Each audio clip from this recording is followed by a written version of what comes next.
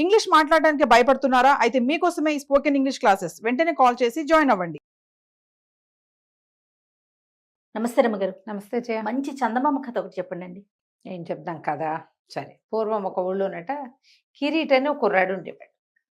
తాత తప్పిస్తే ఎవరు లేరు వాడికి.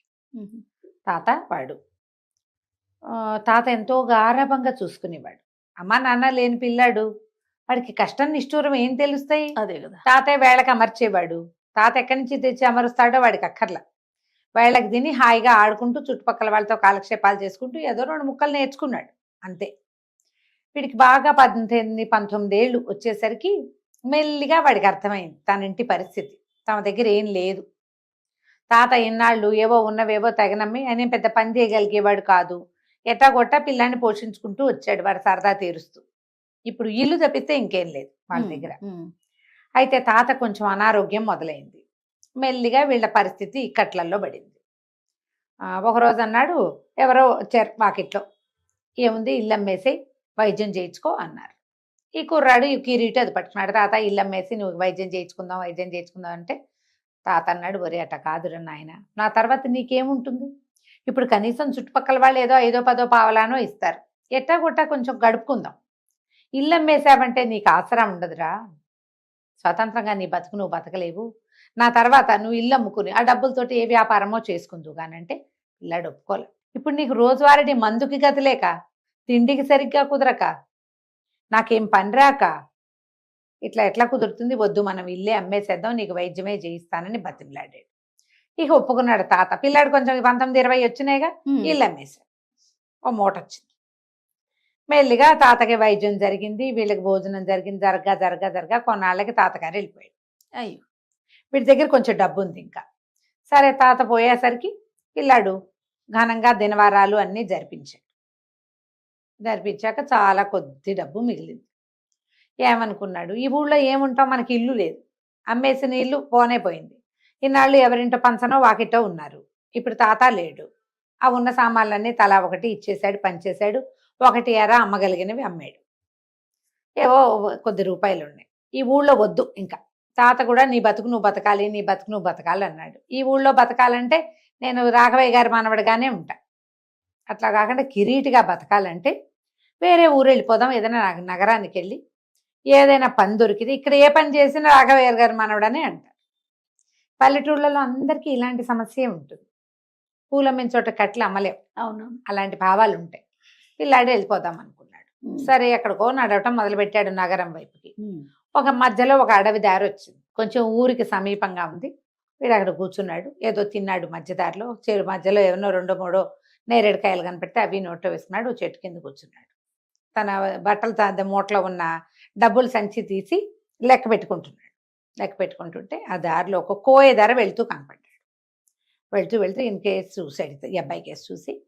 ఇతని ముందేమున్నాయి, ఆ సంచి మూట ఇట్లా ఊడదీశాడు, రూపాయి బిళ్ళలు ఉన్నాయి. అబ్బో, రాచకళ ఉంది, నీ మొహం రాచఠీ ఉంది, నీకు మంచి పేరు వస్తుంది, చక్కగా సంపాదించుకుంటావు, ఓపిగ్గా లేవు, నీరసంగా ఉన్నావు, కానీ రాచకళ మాత్రం ఉంది, నగరానికి వెళ్ళు, నువ్వు రాజు అవుతావన్నాడు. అని ఇదిగో నా వాటా అని ఎదురుగుండా ఉన్న కాయిన్స్ నుంచి ఒక కాయిన్, ఒక రూపాయి నాణ్యం తీసుకుని జేబులో పెట్టుకుని వెళ్ళిపోయాడు. వీడికి సంతోషం వచ్చింది, నవ్వు వచ్చింది. మిగిలిన మూట కట్టుకుని జేబులో పెట్టుకున్నాడు. పడుకున్నాడు. కాసేపు పడుకుందామని పడుకునేసరికి చీకటి పడిపోయింది. ఇక పడుకుండిపోయాడు.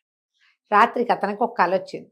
తను నెత్తి మీద కిరీటంతో ఉన్నట్టు, ధగధగలాడుతున్న మంచి బట్టలు కట్టుకున్నట్టు, ఏమిటో ఆజ్ఞలు జారీ చేస్తున్నట్టుగా కల. అన్నాడు, ఓహో, నేను రాజునవుతాను. బహుశా రాజు అవ్వాలంటే ఈ ఊరు ఆ ఊరు అడవులు పట్టుకుని తిరిగితే ఏమవుతుంది, పల్లెటూళ్ళు పట్టుకుని నగరానికి వెళ్ళిపోవాలని ఇక మెల్లిగా తన దగ్గర ఉన్న డబ్బులు ఖర్చు పెట్టుకుంటూ ఈ ఊళ్ళన్నీ దాటుకుంటూ నగరానికి ప్రయాణమై వెళ్ళిపోయాడు. నగరం చేరాడు. ఆ ఊరికి రాజుగారు అందరూ శుభ్రంగా ఉన్నారు, కానీ వెళ్ళిపోయాడు. వెళ్ళి ఒక పూటకోళ్ళ ఇంటికి వెళ్ళి, ఈ దగ్గర ఇంకా 3 కాయిన్స్ ఉన్నాయి. సరే, వెళ్ళి ఒక కాయిన్ ఆ పూటకోళ్ళ పెద్దమ్మ చేతిలో పెట్టాడు. ఒక పేదరాశి పెద్దమ్మ ఆవిడ. ఆ పెద్దమ్మ రూపాయి పుచ్చుకుని పిల్లాడికి అప్పుడే భోజనాలు వడ్డిస్తోంది. ఒక అరిటాకు వేసి, నాయన కూర్చో, ఇక్కడ అన్నం తిందుగానంటే పోయి కాళ్ళు చేతులు మొహం కడుక్కొచ్చాడు. అన్నం తింటానికి కూర్చుంటే ఈ భోజనాలు చేస్తున్న వాళ్ళల్లో ఒక ఆయన ఎవరో అడిగారు, ఏమిటి పెద్దమ్మా మీ ఊరు సంగతులు, మీ రాజుగారికి ఒంటో బాగుండలేదన్నారు, ఆయన దిగులు తీరిందా అన్నాడు. ఆయన ఎంతో బాధపడ్డాం, మా రాజుగారికి పెద్ద రాచపుండు వచ్చింది, ఎన్నాళ్ళుగాను ఎంత బాధపడ్డారో పాపం. ఇటీవలే ఎవరో వైద్యుడు గంజాం జిల్లా నుంచి వచ్చి మరి వైద్యం చేసి రాజుగారిని స్వస్థత పరిచాడు, పుండంతా మాని తేలిగ్గా తిరుగుతున్నారు, ఇప్పుడే రాజ్యం ఒక ఘాట్లో పడింది అన్నది. అనేసరికి మరేమిటి నువ్వు ఇంకా దిగులుగా కనపడుతున్నావు, ఇంతసారి దిగులుగా ఉన్నప్పుడు అడిగితే రాజుగారికి ఒంటో బాగుండలేదు అంటే, ఏముంది నాయన, మా యువరాణి పెళ్లి సమస్య. మా యువరాణికి ఒక కళ వచ్చిందిట, ఆ కళలో తనని నల్ల తాచు ఒకటి కాటేసినట్టు, ఆ నల్ల తాచు నుంచి తనని ఒక యువకుడు రక్షించినట్టు కళ వచ్చిందిట. ఎన్నిసార్లు వచ్చింది. ఆ కళ్ళలో కనపడిన యువకుడినే పెళ్లి చేసుకుంటానంటోంది యువరాణి. ఇప్పుడు అందుకని రోజు గుడికెళ్తోంది. ఏదో ఒక రోజు తను గుడికెళ్తుంటే నల్ల తాచు కాటైపోవాలి, యువకుడెవడో కాపాడాలి, వాడిని పెళ్లి చేసుకోవాలి. ఈ పాయింట్ మీద ఇట్లా నడుస్తోంది నాయన. యువరాణికి స్వయంవరం లేదు, యువరాణికి సంబంధాలు చూడటం లేదు, కల్లో కనపడ్డని వాడినే పెళ్లి చేసుకుంటానంటోంది యువరాణి. మరి దిగులు కాక ఇంకేమిటి నాయన అంది. అప్పుడు అందరు సరే ఏదో మాట్లాడుతున్నారు, ఇంకా ఏవో బోల్డ్ కబుర్లు చెప్పుకున్నారు. ఈ మూల కూర్చుని అరిటాకేసుకుని అన్నం తింటున్న కిరీటికి ఈ కథ అంతా వినపడింది. ఓహో, రాజు అయ్యేందుకు ఒక మార్గం ఇది. నాకు కళ ఏమొచ్చింది, రాజునైనట్టు నేను కిరీటం పెట్టుకున్నట్టు కళ వచ్చింది. ఓకే. కోయత్తను ఏం చెప్పాడు, నువ్వు రాజు అవుతావు, రాతకళ ఉందన్నాడు. అన్ని కలిసి వస్తాయి. ఇప్పుడు యువరాణిని గనక రక్షిస్తే రాజు అయిపోతాడు. యువరాణి భర్తాయి కదా రాజానికి రాజు రేపొద్దున. సరే ఇది బాగుందని రూపాయి అయిపోయింది, ఇంకా 2 రూపాయలు ఉన్నాయి తన దగ్గర. చకచకా వెళ్ళి ఆ ఊళ్ళో ఒక పాములు పట్టేవాడిని ఒకడిని వెతికి పట్టుకున్నాడు. వాడి దగ్గర ఒక చక్కటి నల్లతాచు కూరలు పీకేసి మూతి కుట్టేసి ఇవ్వు నాకంటే వాడు 2 రూపాయలు అవుతుంది అన్నాడు. 2 రూపాయలు వాడి చేతిలో పెట్టాడు. ఆ తాచు పాముని పుచ్చుకున్నాడు, ఒక మూటలో వేసి మూట కట్టుకుని ఆ మూట పుచ్చుకుని వెళ్ళి ఆ ఊరి దేవాలయం, అది ఇట్ట కొండ మీదకి ఎత్తుగా పైకి ఉంటుంది ఆ నగరంలో. యువరాణి రోజు ఆ గుడికే వస్తుందని చెప్పింది ఆవిడ. యువరాణి వస్తుందని కూర్చునున్నాడు. ఎవరో వారా వీరా అమ్మాయిలు వస్తున్నారు, అందరూ ఎవరు యువరాణులుగా కనిపించట్లా. చీకటి పడ్డాక ఒక అమ్మాయి ధగధగలాడే అద్భుతమైన వస్త్రాలు ధరించి చక్కగా సన్నగా శలాకల్లే ఉంది. మరి కథలో విన్నాడు, చెప్పింది కదా అవ్వ, ఏమని చెప్పింది పేదరాశి పెద్దమ్మ, ఒక యువరాణి వెళ్తోంది రోజు గుడికని. చటుక్కున ఆ యువరాణి మీదకి ఆ నల్ల తాచును విసిరేశాడు. విసిరేసరికి అలా పాము దగ్గరికి వెళ్ళేసరికి యువరాణి కేకలు పెట్టింది, అమ్మో అమ్మో పాము పాము పాము, ఇంకేముంది పాము వచ్చేసిందని అనగానే ఈ భయం చేశాడు. ఓ పొద పక్కన దాక్కున్నవాడు ఒక ఎగిరెగిరి పరిగెత్తుకుంటూ వెళ్ళి తన చేతిలో ఉన్న తుండుని ఆ పాము మీద విసిరేసి దాన్ని ఎత్తుకుని అవతల వారేసేసి, భయం లేదు భయం లేదు, పామును విసిరేశాను, నీకేం కాదు, నిన్నది కాటేదన్నాడు. అనగానే ఆ అమ్మాయి ఎగిరి గంతేసి తన చేతులు పుచ్చుకుని, నువ్వు నన్ను రక్షించావు, లేకపోతే పాము కాటేసేది, నల్ల తాచు నా కల్లో అలాగే వచ్చింది, తాచు కాటైపోతుంటే ఎవరో రక్షించినట్టు, నువ్వే నా భర్తవి అన్నది. అన్నాక రా అని చేయి పుచ్చుకుని గుళ్ళోకి తీసుకుపోయింది. ఆనందంతో ఒళ్ళుపై తెలియటల్లా కిరీటికి లోపల తీసుకెళ్ళాక అర్చకుడిని మా పూజారి గారు దేవుడి మీద నుంచి 2 మాలలు తీసి ఇవ్వండి అండి. ఆయన 2 మందార మాలలు తీసి ఇచ్చాడు. ఈ అబ్బాయికి ఈ కిరీటికో దండ ఇచ్చింది, తను దండ తీసుకుంది. నాకు దండయి, నువ్వే నా భర్తవి, నా కల్లో ఇలాగే కనపడింది, కల్లో కనపడ్డట్టే అచ్చు అలాగే జరిగింది, యువకుడు పల్లెటూరు వాడుగా కనపడ్డావు కల్లో, ఇప్పుడు నువ్వు నాకు అలాగే కనపడుతున్నావు, కాబట్టి నేను నీ భార్యని, నువ్వు నా భర్తవి అవట తూర్చంది అనగానే ఇక పెళ్ళి అయిపోయింది. చెరుకోదండ మార్చేసుకున్నారు, పద వెళ్ళిపోదాం ఉంది. ఇంకేముంది, నేను రాజైపోతున్నాను, కిరీటికి నా కళ భలే నిజమైంది, నా కళ నిజమైంది, యువరాణి కళ నిజమైంది, నిజం చేసాం మనమే అంతే. సరే ఇద్దరు కలిసి చేతులు పుచ్చుకుని కొండ దిగారు. అది ఎక్కువ పెద్ద కొండ కాదు, చిన్న గుట్ట అనమాట.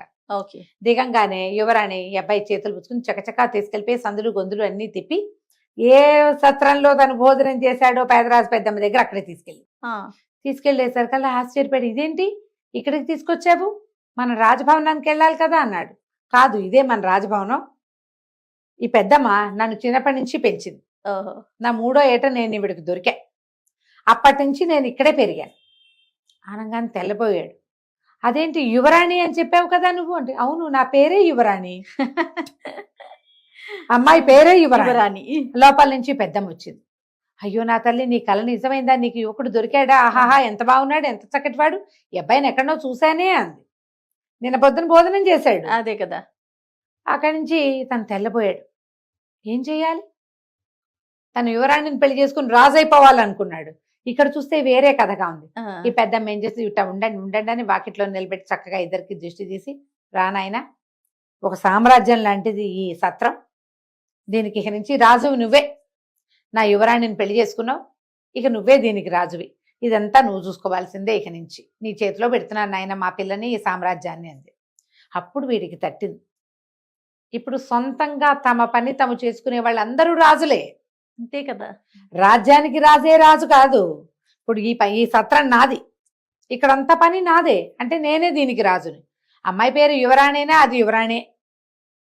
ఆవిడ చెప్పింది, ఏనాడో చిన్నప్పుడు దొరికింది ఆయన పిల్ల రాజకుమారి తల్లే ఉన్నదని నేను యువరాణి అని పేరు పెట్టిన. అంటే మరి నీకు ఇట్లాంటి బట్టలు ఎక్కడివి అన్నాడు. దానిదేముంది, యువరాణి యొక్క ఇష్ట సఖి నాకు ఇష్ట సఖి.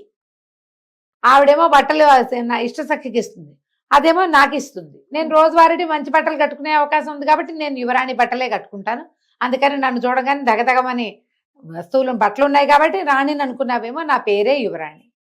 సరే, కిరీట్ కూడా బాగా ఆలోచించుకున్నాడు. స్వతంత్రంగా జీవించడానికి ఇది మంచి అవకాశం, దీంట్లోంచి నేను ఎన్ని ఎత్తులకైనా ఎదగచ్చు. పెళ్ళి అయింది, ఓ కుటుంబం ఏర్పడింది, తను పని చేయడానికి సరిపడా ఒక సంస్థ వచ్చింది. ఇది చాలనుకుని భగవంతుడికి దండం పెట్టుకుని వాళ్ళ తాతకి 2 నమస్కారాలు చేసుకుని ఈ పిల్లని చక్కగా శాస్త్రోక్తంగా పెళ్లి చేసుకుని ఇక్కడే ఉండిపోయాడు.